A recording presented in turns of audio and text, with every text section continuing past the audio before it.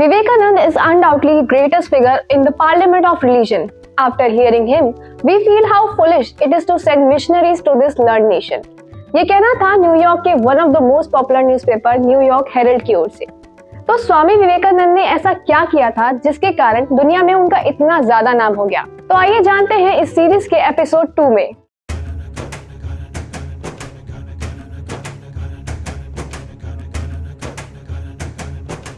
विवेकानंद ने 25 वर्ष की आयु में ही अपना घर बार छोड़ दिया और सन्यासी बन गए। उनका इंटेलेक्ट काफी हाई था और वो कंपैशनेट भी थे। इसके साथ ही उनका दिल का एक हिस्सा इंडियन क्लासिकल म्यूजिक से भी जुड़ा हुआ था। वो जब भी अपने स्वर छेड़ते थे, हर कोई उनके स्वरों को सुनकर मंत्रमुग्ध हो जाता था। इसके साथ ही उनके पिता विश्वनाथ भी इंडियन क्लासिकल म्यूजिक में काफी रुचि रखते थे और उसके बारे में उन्हें काफी ज्यादा नॉलेज थी। विवेकानंद के अनुसार वो लोग मानसिक रूप से कमजोर होते हैं जो हर चीज को अंधविश्वास या रहस्य के तराजू में तोलते हैं। वो अपना आधा समय इन चीजों में व्यर्थ कर देते हैं। विवेकानंद धार्मिक ग्रंथों के साथ यानी भगवत गीता, रामायण के साथ साथ वेस्टर्न कल्चर से इंस्पायर्ड डेविड ह्यूम या फिर हर्बर्ट स्पेंसर की किताबों का भी गहराई से अध्ययन किया करते थे। विवेकानंद के अनुसार सिर्फ धार्मिक ग्रंथों को पढ़ना ही काफी नहीं है, उसके साथ साथ कर्म भी करना चाहिए। यानी कि जो व्यक्ति फुटबॉल खेलता है और वहीं दूसरा व्यक्ति अगर भगवत गीता को रटता है तो इसमें से फुटबॉल खेलने वाला व्यक्ति ज्यादा कर्मशील है, यानी कि वो उसके काम का महत्व ज्यादा होता है।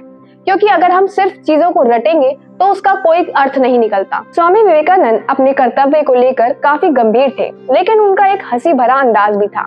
एक बार जब अपनी यूनिवर्सिटी की कैंटीन में वो एक इंग्लिशमैन सीनियर के साथ बैठे तो उस इंग्लिशमैन ने उन्हें नीचे दिखाने के लिए ये कहा कि स्वैन्स डोंट सिट विद पिग्स, यानी कि हंस कभी सुअर के साथ नहीं बैठते। उन्होंने इस चीज को बखूबी हैंडल किया और कहा, यानी कि मैं उड़ जाता हूँ। इसका मतलब ये है कि स्वामी विवेकानंद का कहना था कि हर चीज को सीरियस होके हम किसी भी चीज पर नहीं आ सकते।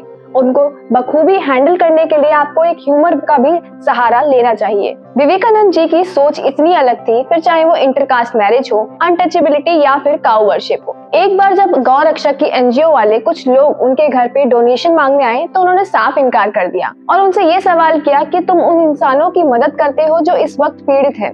तो उनका जवाब था कि वो इंसान इसलिए पीड़ा झेल रहे हैं क्योंकि वो उनके कर्मों का फल है। तो इसका जवाब देते हुए स्वामी विवेकानंद जी ने ये कहा कि तुम अगर इंसानों के प्रति कोई भाईचारा नहीं निभाते तो फिर तुम्हें जानवरों की सुरक्षा करने के लिए पैसे मांगने का अधिकार भी नहीं है। उन्होंने कहा कि मैं अपना पैसा पहले इंसानों की सुरक्षा के लिए लगाना चाहता हूँ और भाईचारा को बढ़ावा देना चाहता हूँ।